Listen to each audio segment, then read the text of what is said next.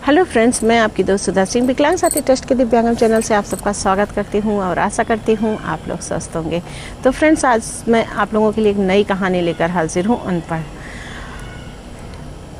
आजकल हमारे यहाँ बच्चे गांव जाते तो हैं नहीं, वहाँ पर उन्हें ये चीज़ लगता है कि गांव के लोग अनपढ़ होते हैं या गांव में जो बुज़ुर्ग होते हैं उनकी शिक्षा इतनी हाई नहीं होती है जिससे वो उन्हें समझ नहीं सकते हैं। और उन्हें लगता है कि हाँ, यहाँ पर बस गांव पर वही लोग रहते हैं जो गरीब और लाचार होते हैं। तो मेरी कहानी कुछ इन्हीं बातों की तरफ इंगित कराती हुई है।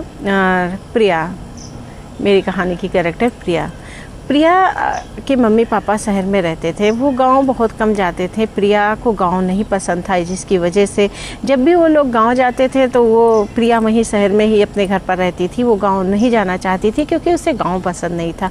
उसे लगता था वहाँ पर अनपढ़ लोग रहते हैं, वहाँ की लड़कियाँ पढ़ने लिखने की शौकीन नहीं होती हैं, उन्हें बस वही गांव का घर का काम करना पसंद होता है। वहाँ की लड़कियाँ पढ़ी लिखी नहीं होती हैं, वो जाहिल गंवार जैसी होती हैं। वहाँ पर बुज़ुर्ग सही नहीं होते हैं, गंदे संदे से रहते हैं, खेतों में काम करते हैं। वो ये सब चीज़ें उसे बहुत अजीब सा लगता था। उसे नहीं पसंद था कि वो गाँव जाए और वो कभी भी गांव जाना नहीं चाहती थी। तो उसके मम्मी पापा भी अक्सर उसे गांव नहीं ले जाते थे। जब वो भी कहते कि गांव चलने के लिए तो वो मना कर देती कि मैं नहीं जाऊंगी वहाँ पर। तो उसके मम्मी पापा भी उसके ऊपर ज़ोर दबाव नहीं डालते थे गांव ले जाने के लिए। और वो अक्सर जब भी उन्हें जाना होता था जाते थे, अपने मम्मी पापा से मिलकर चले आते थे। वहाँ पर प्रिया की दादी जो थी वो चाहती भी थी अपनी पोती से मिलना, पर वो लोग कोई ना कोई बहाना बना देते कि उसकी पढ़ाई चल रही है, उसके ट्यूशन चल रहे हैं, इस वजह से नहीं आना चाहती। क्योंकि उन्हें पता था अगर उन्होंने बता दिया कि प्रिया इस वजह से नहीं आती तो उनके दादी को, उनके पिताजी को, मतलब उनके मम्मी पापा को बुरा लगेगा। इस वजह से वो बताते नहीं थे। इधर कुछ दिनों के लिए प्रिया की मम्मी की तबीयत ख़राब हो गई थी और जिसकी वजह से उन्हें हॉस्पिटल जाना पड़ा। और वो जब हॉस्पिटल से वापस आई तब उन्हें डॉक्टरों ने आराम करने के लिए कहा था, जिस पर वो सोचती है कि क्यों ना कुछ दिन के लिए माँ जी को बुला लिया जाए। और माँ जी कुछ नहीं तो घर में देख रेख किए रहेंगी और कुछ करना तो रहेगा नहीं, खाना वगैरह तो बाई बनाकर चली जाएगी, लेकिन घर को देखना भालना रहेगा। या वो लेट गई, उनकी तबीयत ख़राब हो गई तो कम से कम वो दादी उनकी रहेंगी तो सब कुछ देखभाल कर सकती हैं। ये सोचकर उन्होंने अपनी सास को यहाँ पर शहर में बुला लिया। प्रिया की दादी महिमा जी वो जब यहाँ आती हैं तो यहाँ पर वो जो है आती है तो प्रिया भी मन से उनका स्वागत करती है। जब उनकी मम्मी कहती है दादी तुम्हारे रूम में रहेंगी तो प्रिया तुरंत मना कर देती, कहती है नहीं माँ, दादी मेरे साथ नहीं रहेंगी और मुझे भी प्राइवेसी चाहिए, मैं दादी के साथ नहीं रह सकती हूँ। दादी अपना कहीं पर, दादी का आप देख लो। कहीं नहीं, दादी लॉबी में सो जाएंगी, कोई ज़रूरत नहीं है, दादी को क्या ज़रूरत है कमरे की या कहीं अलग रूम की। तो इस पर महिमा जी सोचती हैं फालतू मेरे चक्कर में मुझे कौन सा यहाँ हमेशा रहना है। तो सोचती हैं फालतू मेरे चक्कर में ये लोग लड़ाई झगड़ा कर रहे हैं, फालतू प्रिया बहस कर रही है। तो इस वजह से वो कह देती है कि ठीक है बेटा, कोई बात नहीं, मुझे दिन में सामान की ज़रूरत पड़ेगी तो मेरे ये सामान है, चाहे तुम अपने रूम में रख लो चाहे स्टोर में रख दो, और मुझे सोना ही तो है तो मैं लॉबी में सो जाऊँगी, इससे मेरा ध्यान भी बहू की तरफ रहेगा। तो इस पर उनकी बहू को बुरा लगता है कि मेरी बेटी मेरा एक भी कहना नहीं मानती है और कम से कम अपनी दादी को तो सुला सकती है। पर वो बीमार थी, वो ज़्यादा कुछ नहीं कहती। उनकी सास महिमा जी भी उसे इशारा करती कि कोई बात नहीं है, बच्चे हैं, बच्चे ऐसे ही होते हैं। तो वो फिर मतलब वो अपना लॉबी में लेटने लगती हैं। प्रिया अक्सर फ़ोन पर बात करती रहती है। वो अपनी दादी के पास बहुत कम टाइम बिताती है। जब भी उनकी माँ को कोई ज़रूरत होती है वो प्रिया आवाज़ देती रहती है, पर उनकी माँ नहीं आती हैं। वो प्रिया वहाँ पर आती नहीं है। तो इसकी वजह से उन्हें काफ़ी बुरा भी लगता है कि मेरा बच्चा मेरे पास नहीं आ रहा, मैं उसे आवाज़ दे रही हूँ। तो महिमा जी से समझाती, कोई बात नहीं बेटा, आजकल बच्चे ऐसे ही होते हैं और ये सारी चीज़ें करते हैं, तुम ये सब ध्यान मत दो, तुम अपने सेहत का ध्यान दो। उनकी दादी अक्सर किचन में कुछ ना कुछ नया बनाती हैं। प्रिया हर चीज़ में बोल देती कि नहीं अच्छा है दादी, आपको खाना बनाना नहीं आता, इतने साल आप गांव में रही ना, तो गांव जैसा खाना आप बनाती हैं, आपके खाने में कोई टेस्ट नहीं है। जबकि वही खाना उनके पापा और उसकी मम्मी बहुत अच्छे से खाती थी।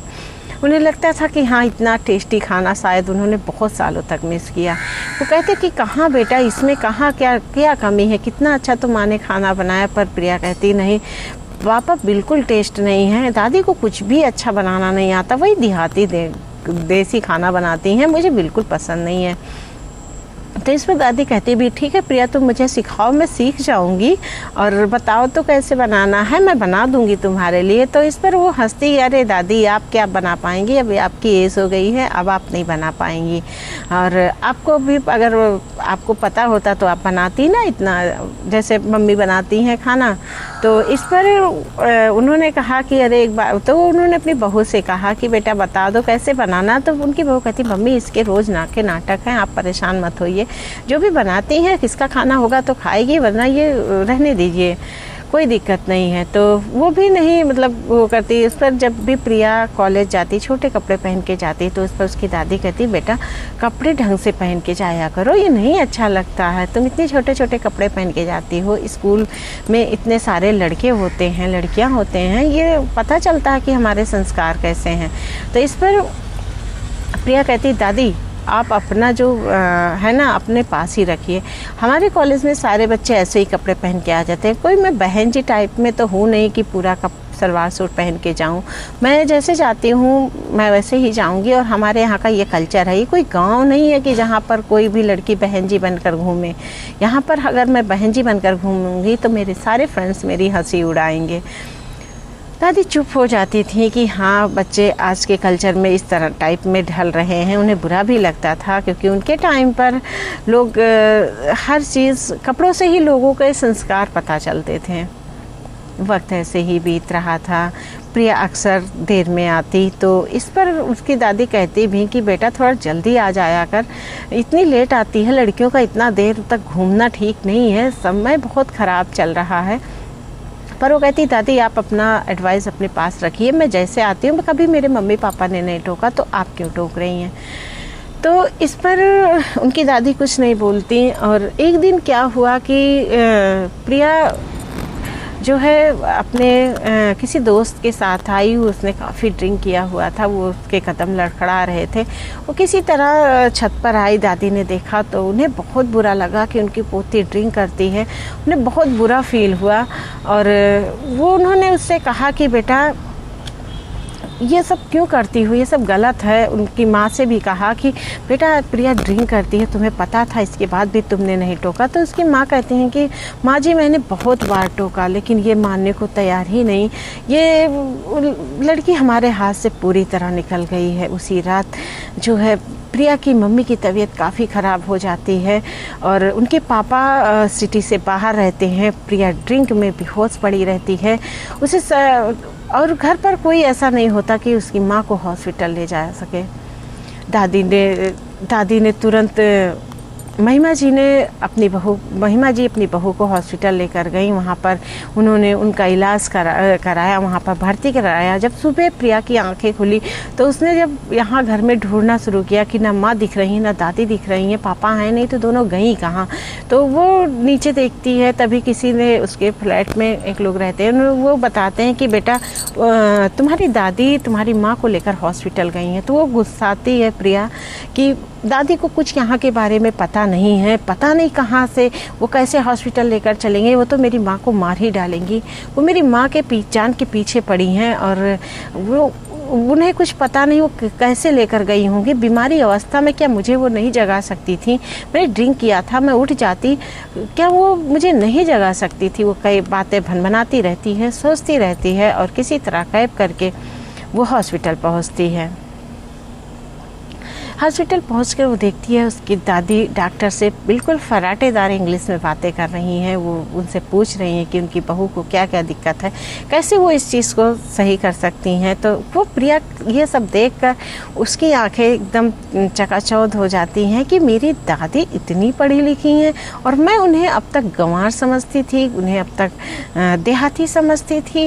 वो देखती है कि जब उसकी माँ, वो अपने माँ के पास आती है, वो कहती, उनकी माँ कहती हैं कि अगर आज माँ जी ना होती ना प्रिया, तो आज तुम अपनी माँ से हाथ धो बैठती। तुम ड्रिंक करती हो, तुम्हें शर्म नहीं आती, तुम्हारी दादी ने मना किया तो तुमने उन्हें भला बुरा कहा। आज तुम्हारी दादी की वजह से ही तुम्हारी माँ जिंदा है। तुम्हारी दादी अगर ना होती तो आज मुझे कोई हॉस्पिटल लेने वाला लाने वाला नहीं था। तो वो ही मुझे गाड़ी से ड्राइव कर लेकर आई। तो प्रिया एकदम चौंक से कि दादी गाड़ी चला लेती हैं। तो इस पर उनकी माँ ने कहा, हाँ तुम्हारी दादी प्रोफेसर रही हैं और तुम्हारे दादाजी भी प्रोफेसर थे और तुम्हारी दादी बहुत अच्छे से गाड़ी वगैरह चला लेती हैं। तुम्हें जो है, तुम्हें नहीं पता था, तुम कभी दादी के पास गई नहीं, तुमने कभी उन्हें देखा नहीं, तो तुम्हें कुछ नहीं पता है। इस वजह से प्रिया अचंभित हो जाती है कि जिस दादी और दादा को उसने अनपढ़ और गंवार समझा था, वो प्रोफेसर हैं और उन्होंने अपनी ज़िंदगी सिर्फ सुकून के लिए शहर से दूर गाँव में बिता रहे हैं। प्रिया को बहुत पछतावा होता है। वो अपनी दादी से सॉरी बोलती है कि दादी आज से मैं ये गलती नहीं करूँगी, मुझसे बहुत बड़ी गलती हो गई। अगर आज आप ना होती तो आज मैं अपनी माँ को खो देती और इसका दुख मुझे पूरी ज़िंदगी रहता कि मैंने क्यों ड्रिंक किया। आज के बाद मैं, आप जैसे कहोगी मैं वैसे रहूँगी, मैं अपनी सारी बुरी आदतों को छोड़ दूँगी, कोई भी गलत आदत के साथ मैं नहीं रहूँगी, आप जैसे कहोगी मैं वैसे रहूँगी। दादी अपनी पोती को गले लगा लेती है और कहती है, बेटा हाई प्रोफाइल बनने के लिए तुम्हें छोटे कपड़े या ड्रिंक करने की ज़रूरत नहीं है। तुम्हारे संस्कार ही तुम्हें बताएंगे कि तुम किस स्टैंडर्ड में हो। और ये ड्रिंक करके, पार्टीज़ करके और छोटे कपड़े पहनकर तुम कुछ साबित नहीं कर पाओगे। लोग तुम्हें गलत निगाहों से देखेंगे, गलत नज़रों से देखेंगे। तुम्हारी इज्जत जो है वो लोगों की नज़रों में नीचे गिरती जाएगी। प्रिया अपनी दादी की बातें मानती है, सुनती है और उन्हें थैंक्स बोलती है। उसके दिमाग से ये बात बिल्कुल हट जाता है कि गाँव में लोग अनपढ़ और गंवार होते हैं। तो फ्रेंड्स, मेरी ये कहानी अनपढ़ यहीं पर समाप्त होती है। हमें किसी के कपड़ों से या किसी के पहनावे के अंदर से अंदाज़ा नहीं लगाना चाहिए कि ये इंसान कैसा है। अक्सर जो है जो लोग कपड़ों को देखकर किसी के बारे में अंदाज़ा लगाते हैं, वो अक्सर गलत साबित होता है। प्रतिभाएं हमारे अंदर छिपी होती हैं, ना कि हमारे कपड़ों में छिपी होती हैं कि हम अगर शॉर्ट्स पहनेंगे या हम अगर जो है वेस्टर्न कपड़े पहनेंगे तभी हमारी प्रतिभा उभर कर हमारे सामने आएगी। बिल्कुल नहीं, हमारी प्रतिभा हमारे अंदर होती है और हमें किसी को भी उनके कपड़ों से अंदाज़ा नहीं लगाना चाहिए।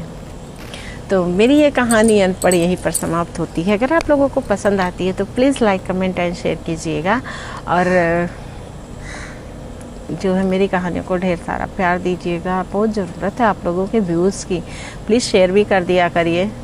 और फिर मैं मिलती हूँ आप लोगों से इसी के साथ, तब तक के लिए बाय।